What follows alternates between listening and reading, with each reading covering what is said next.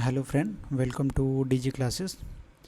तो ये है हमारा लेक्चर नंबर 12, जिसमें हम लोग देखेंगे बौद्ध धर्म और जैन धर्म से रिलेटेड इम्पॉर्टेंट क्वेश्चन जो भी घटना चक्र में आए हुए हैं। तो वीडियो बिना देर करते हुए स्टार्ट करते हैं, और उससे पहले आप लोगों से हम रिक्वेस्ट करेंगे कि आप लोग यूट्यूब चैनल सब्सक्राइब करें और वीडियो को लाइक करें और टेलीग्राम पे जुड़ जाएं। तो चलिए स्टार्ट करते हैं अपना। तो हमारा पहला प्रश्न है, निम्नलिखित में से कौन सा बौद्ध पवित्र स्थल निरंजना नदी पर स्थित था?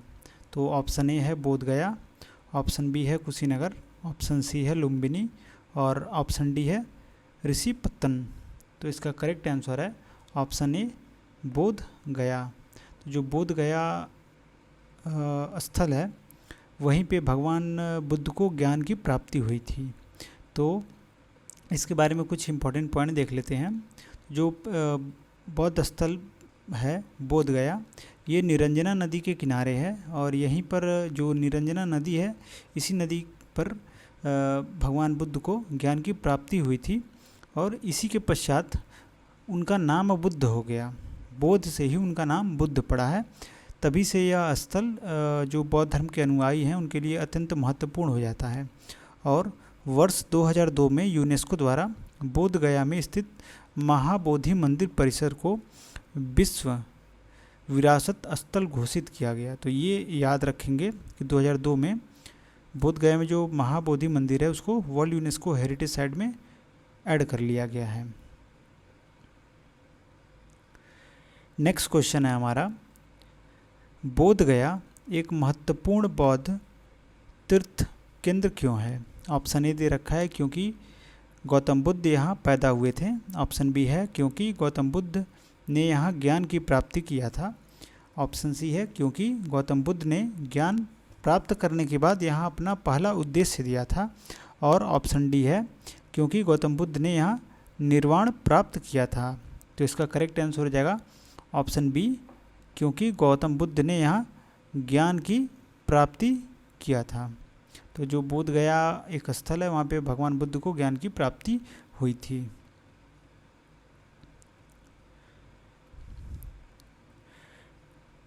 नेक्स्ट क्वेश्चन है हमारा क्वेश्चन नंबर 3, ज्ञान प्राप्त करने के बाद गौतम बुद्ध को किस रूप में जाना जाने लगा? ऑप्शन ए है जिन, ऑप्शन बी है बुद्ध, ऑप्शन सी है ज्ञान और ऑप्शन डी है बोधि। तो इसका करेक्ट आंसर हो जाएगा option B Buddha.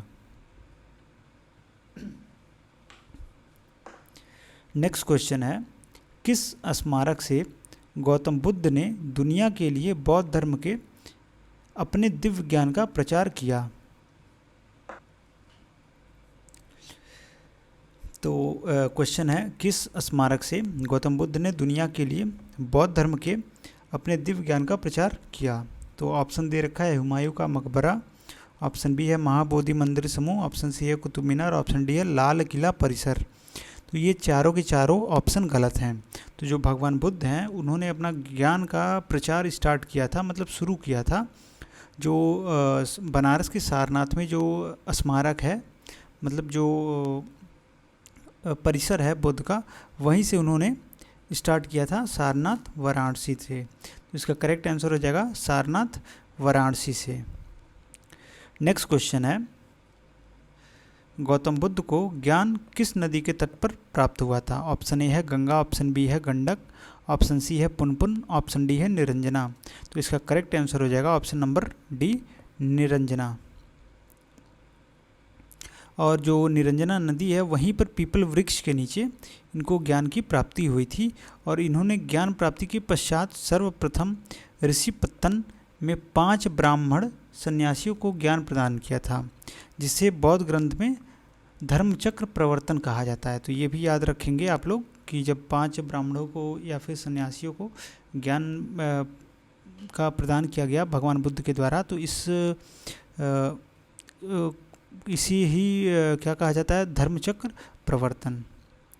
Next question है हमारा, माना जाता है कि गौतम सिद्धार्थ यानी गौतम बुद्ध ने अंतिम अनुभूति के लिए बोध गया जाने से पहले 6 साल तक निम्नलिखित में से किस स्थान पर पवित्रतापूर्व ध्यान किया था? ऑप्शन ए दे रखा है लुम्बिनी, ऑप्शन बी है सारनाथ, ऑप्शन सी है डुंगेश्वरी गुफा और ऑप्शन डी है कुशीनगर। तो इसका करेक्ट आंसर हो जाएगा डुंगेश्वरी गुफा, option number C.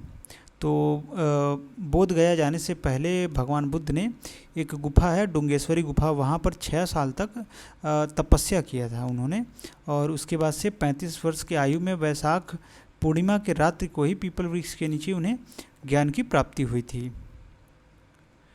Next question है, बुद्ध को परिनिर्वाण कहाँ प्राप्त हुआ था? तो ऑप्शन ए है बोध गया, ऑप्शन बी है कुशीनगर और ऑप्शन सी है राजगृह और ऑप्शन डी है वैशाली। तो इसका करेक्ट आंसर हो जाएगा ऑप्शन नंबर बी कुशीनगर।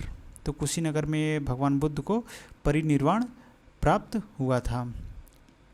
और जो भगवान बुद्ध को जो मल्ल गणराज्य की राजधानी कुशीनगर मानी जाती है, उस टाइम थी कब थी 483 ईसा पूर्व में उसको जो कुशीनगर है वो मल्ल गणराज्य की राजधानी मानी जाती थी और वहीं पे इनको परिनिर्वाण प्राप्त हुआ और बौद्ध ग्रंथ में इसे महापरिनिर्वाण कहा जाता है। मतलब उनकी डेथ हो गई थी, मतलब ऐसे मान लेंगे। बोध गया उर्वेला में महात्मा बुद्ध को ज्ञान की प्राप्ति हुई। ऋषि पत्तन सारनाथ में उन्होंने अपना प्रथम उपदेश दिया जिसे धर्मचक्र प्रवर्तन की संज्ञा दी गई। तो ये सारा का सारा इंपॉर्टेंट पॉइंट है, आप याद रखेंगे।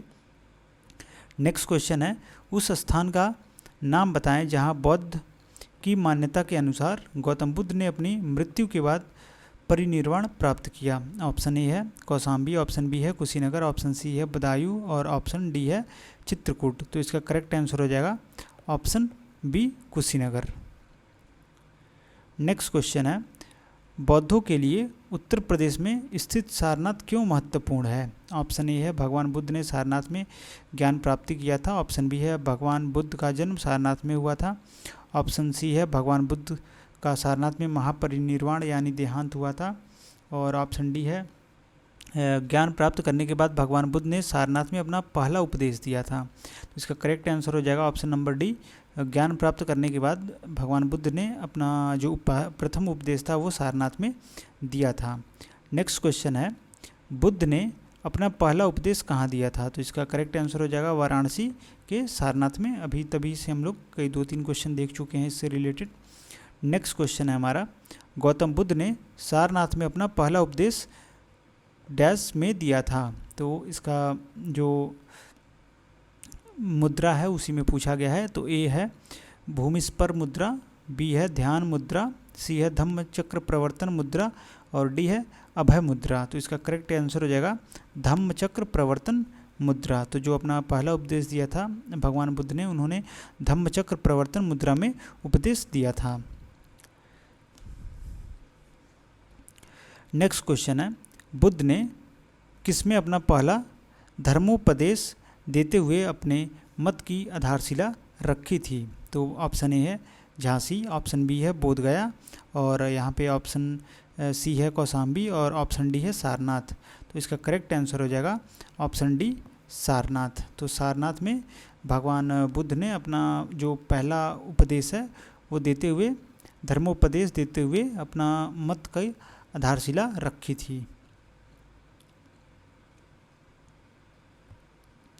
और ये कुछ इंपॉर्टेंट पॉइंट देख लेते हैं। जो गौतम बुद्ध हैं इनका जन्म कपिलवस्तु के निकट लुम्बिनी नामक स्थान पर हुआ था और बुद्ध ने अपना पहला उपदेश मतलब धर्मोपदेश या उपदेश सारनाथ में दिया था।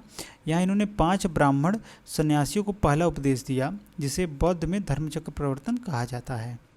नेक्स्ट क्वेश्चन देखते हैं, गौतम बुद्ध ने धम्म चक्र पवतंतुस्तु जिसे धम्मचक्र प्रवर्तन सूत्र का उपदेश दिया। तो इसका ऑप्शन दे रखा है ए कपिलवस्तु, ऑप्शन बी है लुम्बिनी, ऑप्शन सी है बोध गया, ऑप्शन डी है सारनाथ। तो इसका सही आंसर हो जाएगा ऑप्शन डी सारनाथ।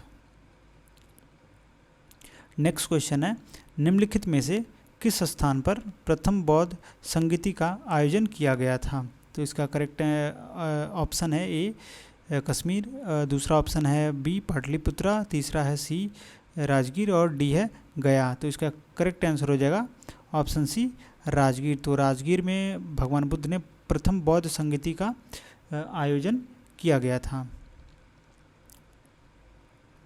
और इसका आयोजन महात्मा बुद्ध की मृत्यु के बाद 483 ईसा पूर्व में प्रथम बौद्ध संगीति का आयोजन राजगीर में किया गया था। नेक्स्ट क्वेश्चन है, पाली में बौद्ध ग्रंथों को आमतौर पर त्रिपिटक यानी थ्री फोल्ड बास्केट कहा जाता है। इसमें से कौन सा त्रिपिटकों में से नहीं है? ऑप्शन ए दे रखा है अभिधम्म पिटक, बी है सुत्त पिटक, सी है उपसाका पिटक और डी है विनय पिटक। तो इसका करेक्ट आंसर हो जाएगा सी उपसाका पिटक। तो जो 3 पिटक हैं उसमें से उपसाका पिटक नाम का कोई भी पिटक नहीं है। 3 पिटक हैं, अभिधम्म पिटक, सुत्त पिटक और विनय पिटक। और ये जो त्रिपिटक हैं ये बौद्ध धर्म के मूल ग्रंथ हैं और ये किस भाषा में लिखे गए हैं? पाली भाषा में लिखे गए हैं। नेक्स्ट क्वेश्चन है हमारा, कनिष्क के शासनकाल के दौरान निम्नलिखित में से कौन सी बौद्ध संगीति आयोजित की गई थी? तो ऑप्शन ए है पहली, ऑप्शन बी है दूसरी, ऑप्शन सी है चौथी और ऑप्शन डी है पांचवी। तो इसका करेक्ट आंसर हो जाएगा ऑप्शन सी चौथी। जो बौद्ध संगीति थी वो आयोजित की गई थी किसके शासनकाल के समय? कनिष्क के शासनकाल के समय।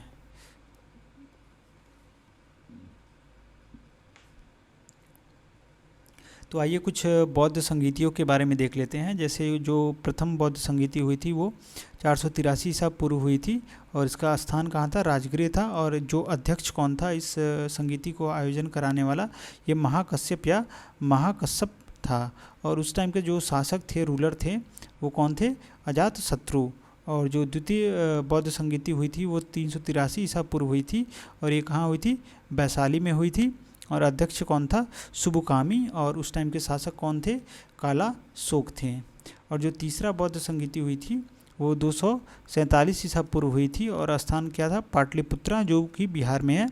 और इसके जो अध्यक्ष थे वो मुगल्लीपुत्र तिस्स थे और उस टाइम के रूलर थे अशोक। और जो चौथी बौद्ध संगीति हुई थी वो ईसा की प्रथम शताब्दी में हुई थी। ये मतलब भगवान जो उनके जीसस हैं उनके प्रथम जन्म के प्रथम शताब्दी में। और ये स्थान कहाँ था? कुंडलम, मतलब कश्मीर में। उस टाइम कश्मीर को कुंडलवन कहा जाता था। और उस टाइम के जो अध्यक्ष थे वो वसुमित्र थे और उपाध्यक्ष थे अश्वघोष। अध्यक्ष वसुमित्र और उपाध्यक्ष अश्वघोष और रूलर कौन थे? कनिष्क थे। तो ये तो रहा चारों बौद्ध संगीतियों के बारे में। तो चलिए नेक्स्ट क्वेश्चन देखते हैं, निम्नलिखित में से किस बौद्ध स्थान पर बौद्ध स्थल पर महिलाओं को पहली बार संघ में नियुक्त किया गया था? ऑप्शन ए दे रखा है सारनाथ, ऑप्शन बी है वैशाली, ऑप्शन सी है श्रावस्ती और ऑप्शन डी है राजगीर। तो करेक्ट आंसर हो जाएगा ऑप्शन बी वैशाली। तो वैशाली में महिलाओं को पहली बार संघ में नियुक्त किया गया था। नेक्स्ट क्वेश्चन है, नागार्जुन कौन थे? तो ऑप्शन ए दे रखा है एक जैन भिक्षु, ऑप्शन है ए बी है एक बौद्ध दार्शनिक और ऑप्शन सी है एक यूनानी शासक, ऑप्शन डी है एक वैदिक ऋषि। तो इसका करेक्ट आंसर है ऑप्शन नंबर बी एक बौद्ध दार्शनिक। तो जो नागार्जुन थे वो कौन थे? एक बौद्ध दार्शनिक थे और इन्होंने प्रज्ञापारमित्त सूत्र की रचना की जिसमें शून्यवाद या फिर हम कह लें सापेक्षवाद का प्रतिपादन किया गया है और ये माध्यमिक दर्शन के प्रतिपादक थे।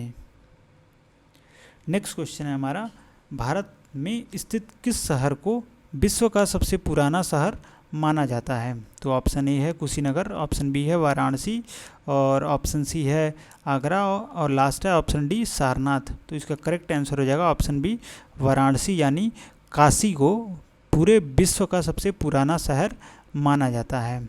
और प्राचीन काल में वाराणसी यानी काशी महाजनपद की राजधानी थी। नेक्स्ट क्वेश्चन है, त्रिरसिम बौद्ध गुफा परिसर जहां 3 नई गुफाएं खोजी गई हैं किस राज्य में स्थित है? तो ऑप्शन ए है बिहार, ऑप्शन बी है महाराष्ट्र, ऑप्शन सी है उत्तर प्रदेश, ऑप्शन डी है मध्य प्रदेश। तो इसका करेक्ट आंसर हो जाएगा ऑप्शन बी महाराष्ट्र। महाराष्ट्र में हाल ही में 3 नई गुफाएं खोजी गई हैं जो किससे रिलेटेड है, बौद्ध से रिलेटेड है।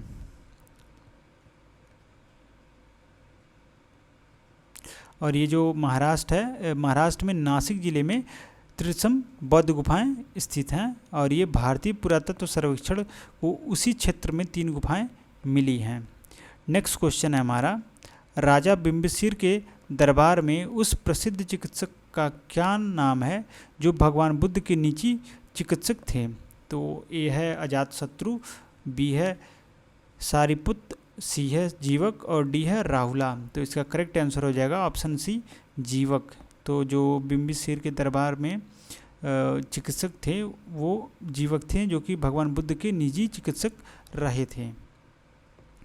नेक्स्ट क्वेश्चन है, स्तूप के अर्धवृत्ताकार टीले के ऊपर देवताओं के निवास का प्रतिनिधित्व करने वाली बालकनी जैसी संरचना कहलाती है, मतलब क्या कहलाती है। तो ए दे रखा है हर्मिका, बी है अंडा, सी है यष्टि और डी है छत्री। तो इसका करेक्ट आंसर हो जाएगा हर्मिका। तो जो स्तूप रहता है उस पर अर्धवृत्ताकार के टीले के रूप में बना रहता है जिसपे देवताओं का निवास का प्रतिनिधित्व है और इसे हम लोग क्या कहते हैं, हर्मिका कहते हैं। और इसके बारे में देख लेते हैं कुछ इंपॉर्टेंट पॉइंट। जो इसमें एक चबूतरे के ऊपर उल्टे कटोरे की आकृति का एक थूहा बनाया जाता है जिसे अंड कहते हैं। कोई अगर स्तूप बनता है तो उसमें उल्टे कटोरे की आकृति का एक थूहा बनाया जाता है जिसे क्या कहते हैं, अंड कहते हैं। और स्तूप की चोटी के ऊपर धातु पत्र रखा जाता है जिसे हर्मिका या हर्मिका कहते हैं। और यह जो स्तूप है वो सर्वाधिक महत्वपूर्ण भाग होता है। जो ये हर्मिका है ये स्तूप का सर्वाधिक महत्वपूर्ण भाग होता है और इसका प्रतिनिधित्व या देवस्थान देवताओं के निवास स्थान के रूप में किया जाता है। और हर्मिक के मध्य में लगी यष्टि के ऊपर सिर पर 3 छत्र लगाए जाते थे और स्तूप के चारों ओर से घेर दिया जाता था जिसे वेदिका कहते थे हम लोग। और स्तूप और वेदिका के मध्य परिक्रमा करने के लिए जो खाली स्थान होता था उसे प्रदक्षिणा पथ कहते थे। तो ये कुछ इंपॉर्टेंट पॉइंट हैं, आप लोग याद रखिएगा। नेक्स्ट क्वेश्चन है, प्राचीन इतिहास में अंडा के ऊपर हर्मिका थी, एक बालकनी जैसे संरचना जो देवताओं के निवास का प्रतिनिधित्व करती थी। हर्मिका से एक मस्तूल निकलता था जिसे क्या कहते थे। तो ऑप्शन ए दे रखा है स्तूप, बी है जातक, सी है यष्टि और डी है छत्री। तो सही आंसर हो जाएगा इसका ऑप्शन नंबर सी यष्टि। यष्टि ही जो क्या है, एक हर्मिका के मध्य से एक मस्तूल निकलता है उसे हम लोग क्या कहते हैं, यष्टि कहते हैं।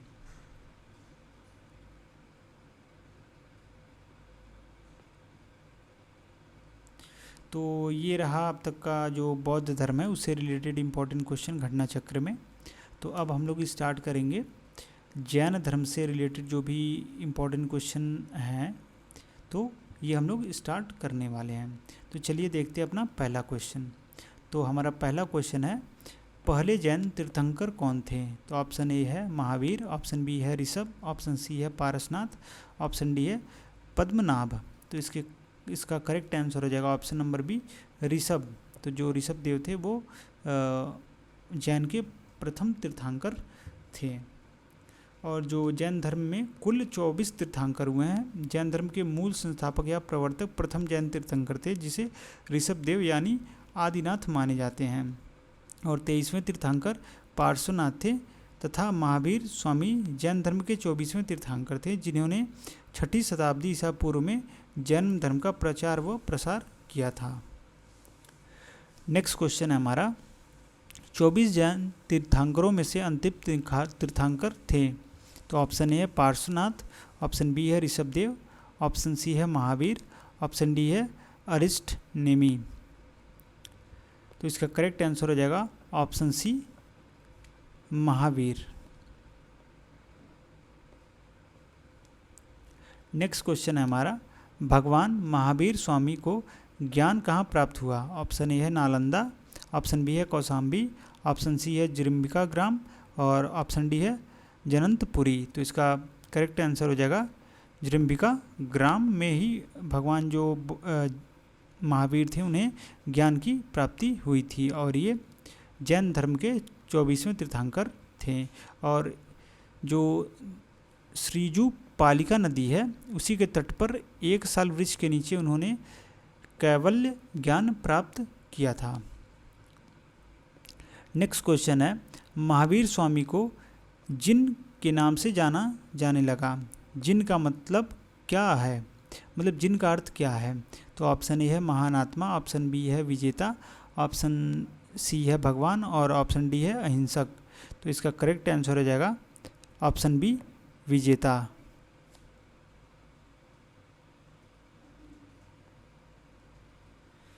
तो महावीर स्वामी को जिन के नाम से जाना जाता था। जिन का शब्द का जो अर्थ है वो विजेता होता है। और महावीर स्वामी को 12 वर्षों की कठोर तपस्या के पश्चात कैवल्य यानी पूर्ण ज्ञान प्राप्त हुआ था। और ज्ञान प्राप्ति के पश्चात वे केवलिन अर्थ योग्य जिन विजेता तथा निर्ग्रंथ बंधन रहित कहलाए थे। ये उनकी 3 उपाधियां दी गई थी।